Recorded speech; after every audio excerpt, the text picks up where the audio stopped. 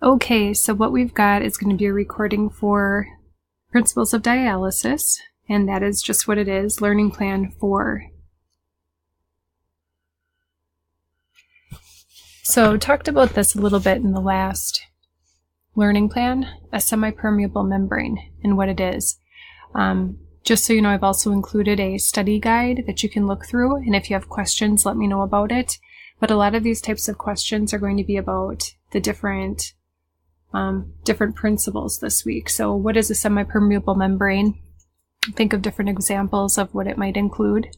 So it's made up of a thin layer of tissue that allows certain fluid particles to pass through it, kind of like a sieve. So when I think of a semi-permeable membrane, one of them that I think of is going to be like a coffee filter. So you have coffee membrane, the coffee grains or particles are going to be inside that filter. You pour the water through, the water is going to go through those particles. Only the water and some of the, the coloration from the coffee grounds itself will go through, but all those larger particles will stay intact inside that coffee filter. So that would be one example of a semi-permeable membrane. So in dialysis, there is also semi-permeable membranes in dialysis. It's going to allow small waste to pass through very fast, and medium-sized waste are going to pass more slowly, and then larger molecules that are needed for the body are going to be retained. So that's going to include, like we talked about, albumin or protein, or even blood. You're going to want to take a look at this video. It's going to just kind of describe what a membrane is. Notice the different colors, just to give you a little more visual. And then different questions that you'll want to be thinking about. What happens inside the cell? What happens outside the cell? And the color change completely inside. Why? So next we're going to be talking about diffusion. Again, discuss this a little bit. Diffusion is going to be the movement of solutes. So kind of like I think of like pieces. If you think of like salt is going to be a solute. From an area of greater concentration to an area of lesser concentration. So again, my example from last week, aerosol can. So I'm going to spray something in the air so that it smells good. Squirt it. You're going to have lots of these little tiny molecules that are going to be in one area, and eventually will go into the entire room. So it starts in an area of greater concentration, so they're all in one spot, to a lesser. So it's going to move all around until it reaches its equilibrium. Solutions at different levels of solutes have contact with a semi-permeable membrane. The solutes are going to pass back and forth between the semi-permeable membrane until the concentrations have reached equilibrium. So everything always has to be equal. In dialysis, diffusion occurs across the semi-permeable membrane that is separated from the blood compartment from the dialysate compartment. Remember, they have those fine little hair-like fibers. Passage of some molecules are allowed through the semi-permeable membrane, while others are restricted. Solutes move from an area of higher concentration to an area of lower concentration. The difference is called a gradient. So if you can just have a visual of that and know exactly what that is, dialysis is a gradient created between the patient's blood and dialysate. It's going to force the waste out of the blood. Diffusion in normal kidney function occurs all day long to maintain homeostasis. So because our kidneys work properly, it's happening all the time, 24 hours a day. But in dialysis, we have to have our artificial dialyzer, or artificial kidney, the dialyzer, to do these types of things for us. So diffusion in dialysis, this is going to be done with hollow tubes in the dialyzer, because those are semi-permeable membranes. Blood is going to flow through these small hollow tubes, and dialysate is going to flow on the outside. Blood and dialysate should never mix. Probably learned that, and we'll never forget it now. Certain size molecules are going to pass back and forth. Waste from blood are diffused through the membrane and into the dialysate. The used dialysate is then pumped into the drain and discarded. Fresh dialysate continues to flow in the dialyzer. Clean blood goes back to the patient. This is a slow process, and that's why blood needs to be passed through the dialyzer several times. So what this means is, as the blood is taken out through the two needles, typically needles in a graft or a fistula, and then a catheter is going to be that internal or external access. We'll learn about those in a couple of weeks, but we're going to be pulling out some blood. It's going to go through the machine. The blood will then go back to the patient. So this is going to be the amount of blood that's going to be passed through several times. So tons and tons of times this blood going to keep going through. Unlike our body that is constantly doing this, we're just trying to clean it as good as we can, which isn't always perfect. So the different types of molecules that are removed by dialysis are going to be water, different electrolytes, urea, creatinine, glucose, and aspirin's a big one. Now this is going to be important to know factors that affect diffusion. So the size of the molecule. So the smaller ones are going to be diffused quickly and easily because they're little. Smaller things fit through better than larger ones. Molecules that are too large do not pass through pores in a semi-permeable membrane. And molecule size is measured by molecular weight. Talked about that last week, known as Daltons. So the size of the molecules, so the number and size, more and larger pores in the semi-permeable membrane is going to allow for faster diffusion and larger molecules to diffuse. Surface area is also going to affect diffusion. So a surface area that fluid touches the membrane, the larger the surface area, the more diffusion occurs. Again, so if you have a huge slide, and you think of all this water coming down, the slide has tons of holes on it, that's a huge surface area, you're going to get a lot more things that are going to flow through. And if it was half that size, not as much is going to go through, not as much diffusion is going to occur. Temperature then, the higher the temperature, the faster diffusion is going to occur, meaning that the faster diffusion will work and will clean the blood better. So dialysate is at a warm temperature to allow faster diffusion.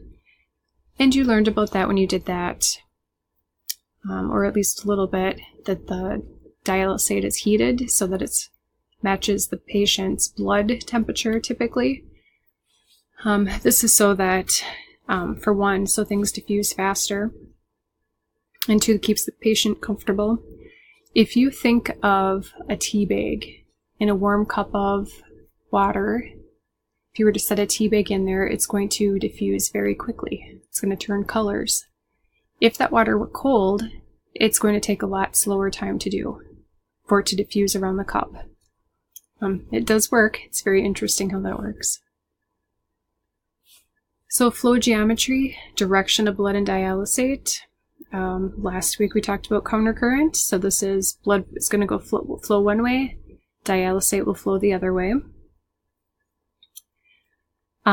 This also helps assisting diffusion and keeping the concentration gradient. Concurrent is at times used. I have not seen it, but blood and dialysate flow in the same direction. The dialyzer is less efficient this way. Might be needed for those that need a slower type of dialysis done because it's not going to pull as much fluid.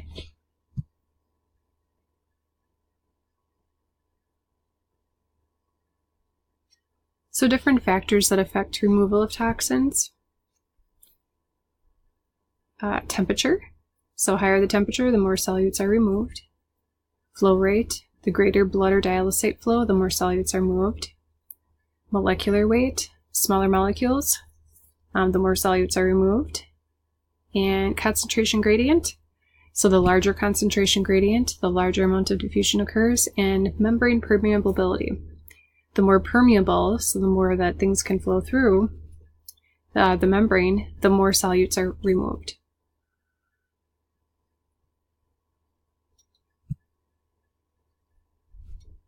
So a couple things that occur during dialysis. One of them is going to be osmosis. So it's going to be a solvent or fluid that moves across the semipermeable membrane because solutes cannot. Purpose is to equalize the concentration of both solutions. So we're always trying to make things equal.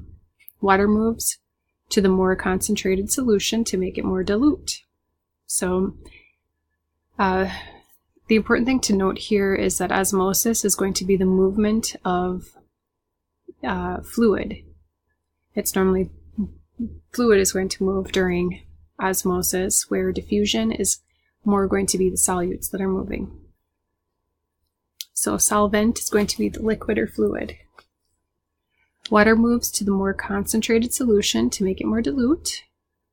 Movement continues to occur until the concentrations are at the same on both sides.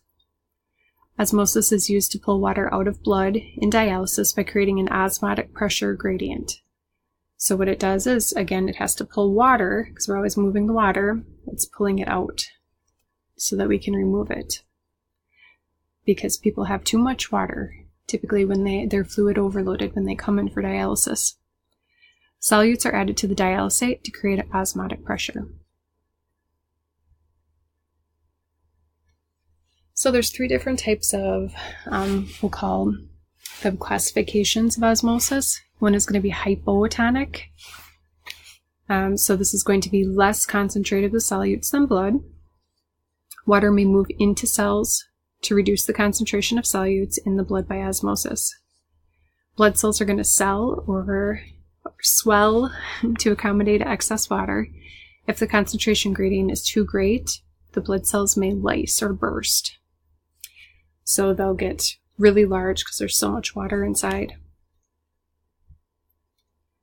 Then have hypertonic, so more concentrated with solutes than blood.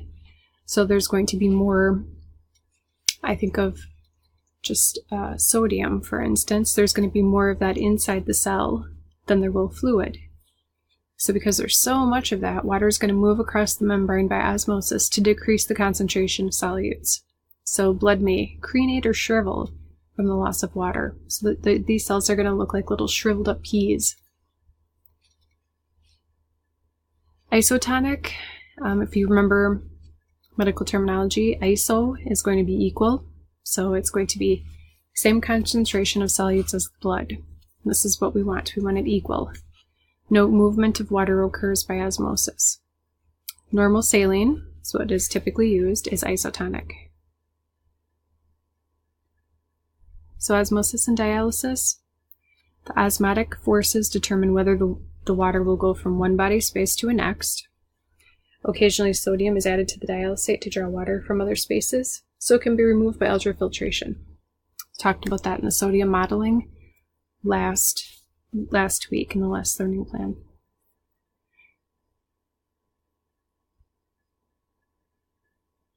So we've got filtration. It's going to be passive transport, so no energy, that moves material across the cell membrane using force, but not energy. Fluid always flows from a higher to lower pressure. The filter stops anything that's too large to go through. So same thing with the coffee. Ultrafiltration is going to remove water from blood, pushing it across the semipermeable membrane in dialysis. So we've got a hydrostatic pressure is the force to push plasma fluid out of the blood compartment into the dialysate compartment of the dialyzer. The fluid removal rate is affected by the difference in blood hydrostatic pressure and dialysate compartments. And then the difference between hydrostatic pressure and the dialysate serve as the transmembrane pressure. And your book talks about this a lot more.